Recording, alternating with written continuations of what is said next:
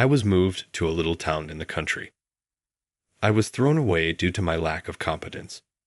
I had that thought. The person who contacted me was a stunning supervisor.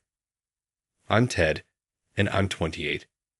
I was transferred from the head office of the Welfare Equipment Manufacturing Company, where I worked to this small rural hamlet. I joined this company because I wanted to help someone.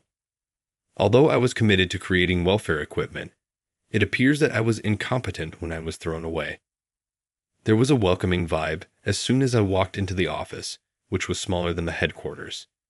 "You're Ted H. then. It's good to meet you. I'm Sarah, and I've been given the task of helping you until you adjust.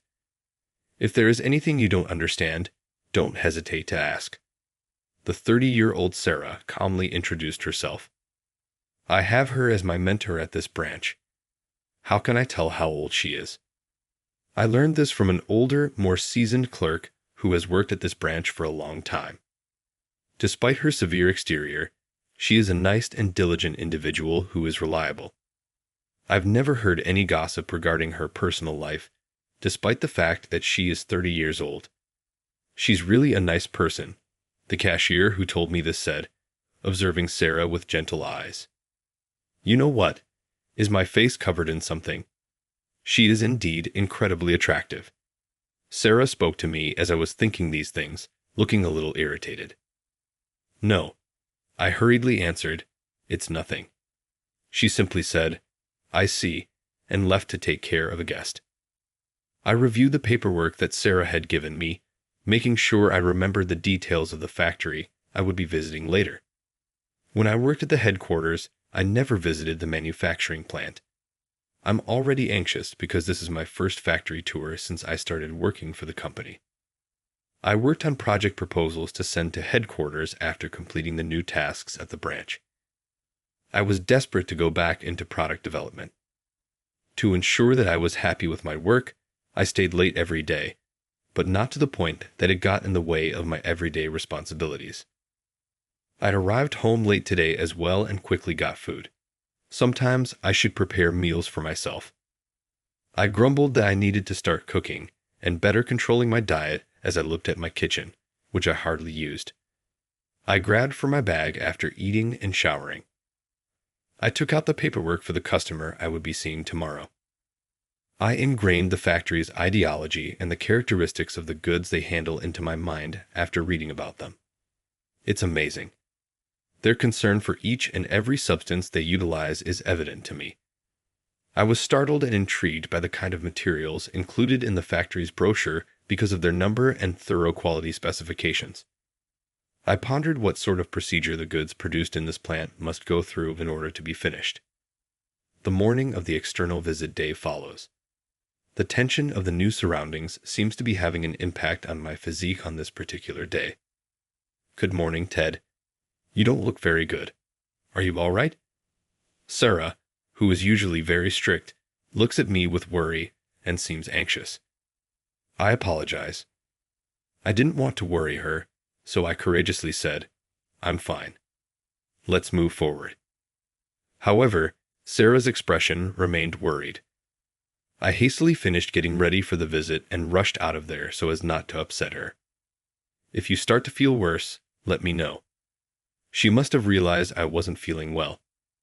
I couldn't help but smile as she placed some of the company's medication in my suitcase. She included a lot of Band-Aids in there, so it wasn't just about observing her compassionate side. When am I going to use those? We arrived at the production factory and exchanged greetings while I was grinning at her natural side. We were given a tour of the plant by the very kind plant manager. Even for a novice like myself, it was clear that I was embarrassed to be witnessing the production process for the first time. There were many processes in the production process that needed a human touch, even if machines played a major role. The quantity of individuals involved, from planning to manufacture, impressed me. Isn't it a breathtaking sight? Did you know that producing a product and releasing it onto the market isn't an easy undertaking? Yes, I did. When I initially saw the production process, I was blown away. Sarah talked to me on the way back and said that since it was a branch office, there were things that could be done. She was talking quite deeply. Being a branch office, there are things we can do. For instance, as I listened to her, my gaze strayed to the sidewalk across from me. Charlie. One of the dogs on the other side of the crosswalk was strikingly similar to Charlie, my family's cherished dog who had just died. Are you listening, Ted? The light is red. Before I realized it, I was running a red light after the dog. Perhaps I didn't notice the light had gone red since I wasn't feeling well.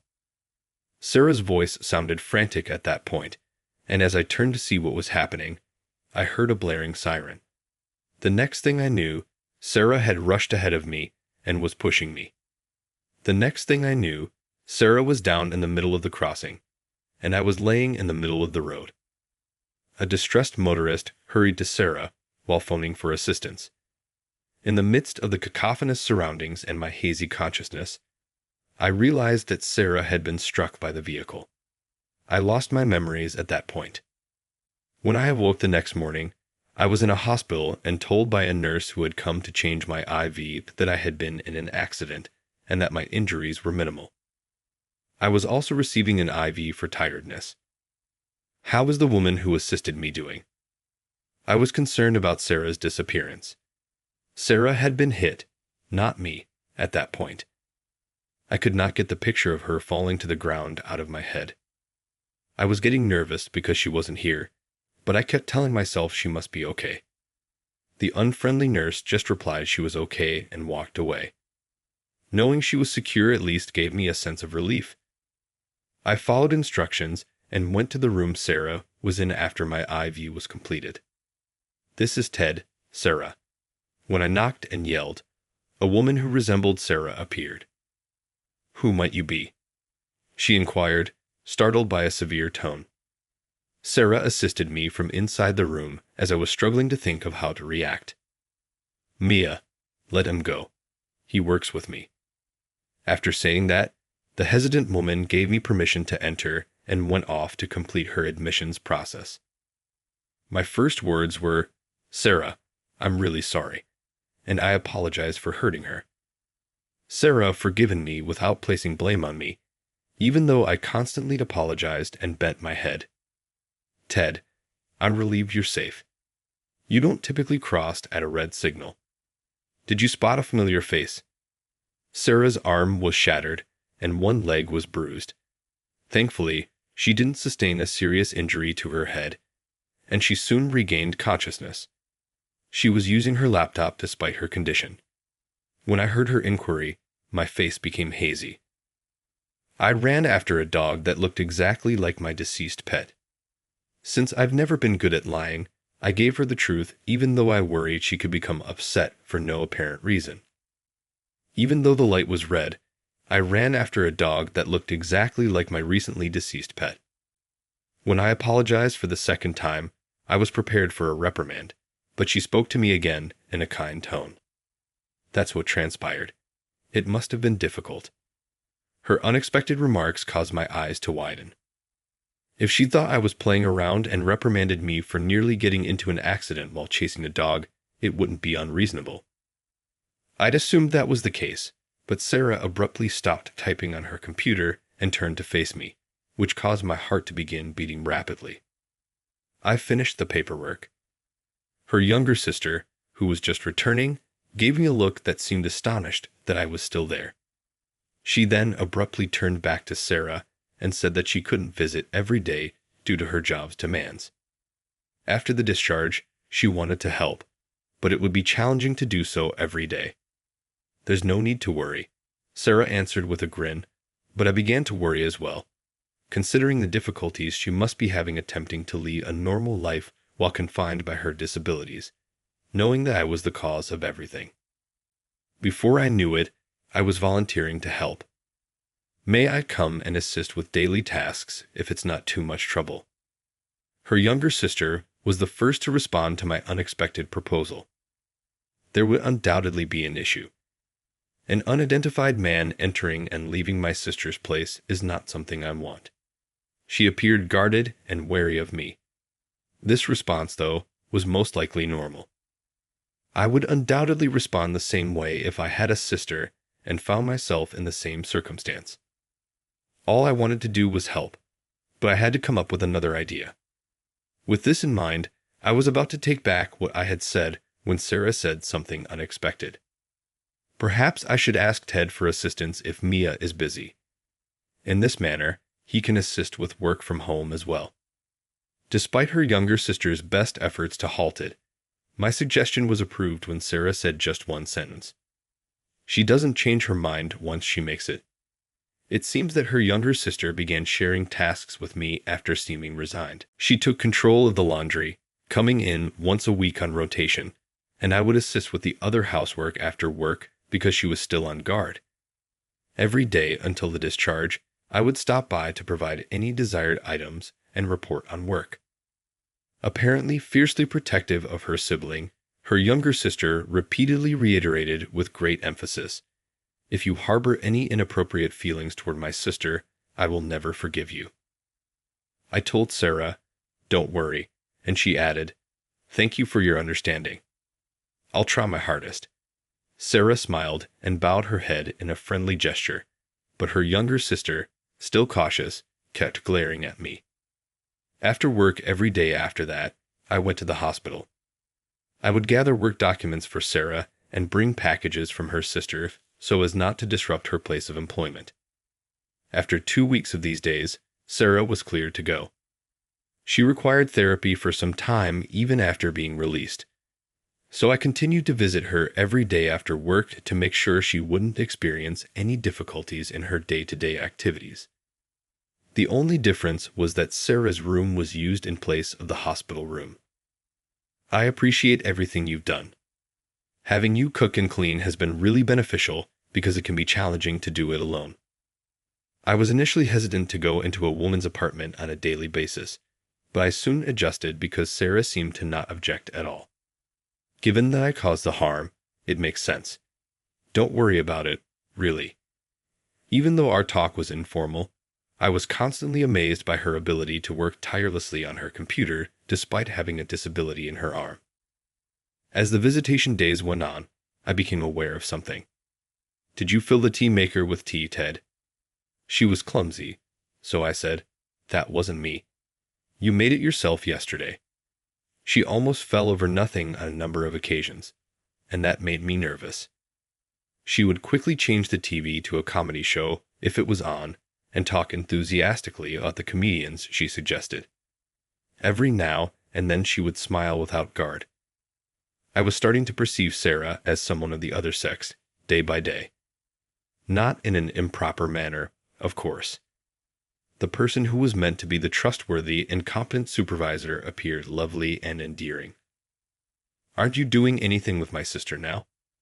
Although my relationship with my younger sister, Mia, who comes over once a week to do laundry, has improved, she still closely monitors me to make sure I'm not slacking. "Don't worry, I'm not brave enough to do that." She is rude, it's true. On occasion, I discovered that Mia and I are of the same age. Even when we disagreed, Sarah would observe us with a satisfied expression, as if she wished we got along. Following a lengthy period of rehabilitation, Sarah resumed her job a few days later. From today, I look forward to working with you again. As she entered the office, coworkers joyfully celebrated Sarah's return by preparing a cake. I've never seen Sarah grin so softly in the midst of the holiday atmosphere in the office. That smile makes my heart race once more, and I question whether it's truly racing. She drew me into the circle to join in the celebration, so I put my hand over my heart and stopped thinking about it. I continue to support Sarah, who hasn't entirely healed, in the company even after that. She has been living a hectic life and gratefully accepted my offer. I continued working after work since I was determined to get back to the headquarters and couldn't give up. I stopped visiting Sarah's house to lend a hand when her younger sister, Mia, was going through a difficult time at work. I used that time to focus on project proposals, saving even my sleep, although feeling a little lonely. Sarah may have seen how I was feeling because one day while I was at work, she pulled me out and claimed to be going to see some clients. Are the process checks not necessary? Not doing anything specific in particular. simply going to clients and striking up a conversation. It was strange that there were no standard procedure checks or proposal submissions. All we have to do today is present our faces. For Sarah, who was productive at her job, simply observing and conversing with the workers at the plant is plenty. This schedule was out of the ordinary. I questioned the purpose of these apparently meaningless outdoor rounds. As work hours drew to a close, the answer remained elusive. I stayed back alone to work on the proposal as usual after seeing colleagues go earlier. "You're working hard, Ted." In the now empty office, I heard Sarah's voice for some reason. "You're not usually here at this hour, Sarah. Mia will be concerned, so you should go early."